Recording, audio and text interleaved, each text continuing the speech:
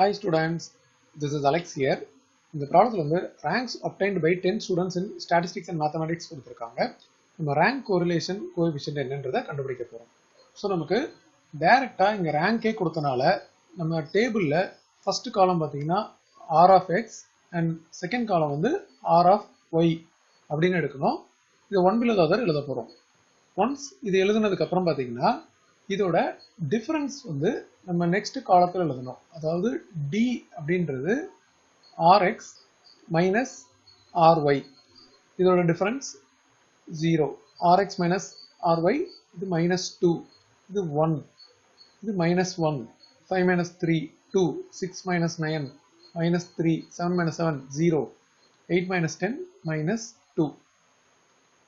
அதுக்கப்புறம் 6 9 minus 6 3, 10 minus 8 2. இதுக்கு அடுத்தது d ஸ்கொயர் கண்டுபிடிக்கணும். இது எல்லாத்தையும் ஸ்கொயர் பண்ணணும்.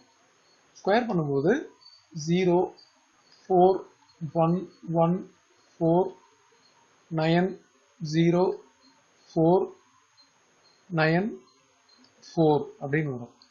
இது எல்லாத்தையும் ஆட் பண்ணால் நமக்கு சிக்மா d ஸ்கொயர் கிடைக்கும். ஸோ இதோட அடிஷன் பார்த்தீங்கன்னா 36 வருது. ஸோ இந்த இடத்துல 36 அப்படின்னு போட்டாச்சு. ரேங்க் கோரிலேஷனோட ஃபார்முலா பார்த்தீங்கன்னா 1 minus 6 sigma d square by n into n square minus 1. So இப்போ rank correlation rho equal to 1 minus 6 into 36 whole divided by என்னோட value total number of datas வந்து 10 இருக்கு. So 10 into 10 square minus 1. இதோட simplification 1 minus இது 216 வந்துடும் நியூமரேட்டரில். இது 10 into 10 square வந்து 100, 100 மைனஸ் 1 99. இப்போ டோட்டலாக இது 1 மைனஸ் 0.2182. இது ஆஃப்டர் சப்ட்ராக்ஷன் 0.7818.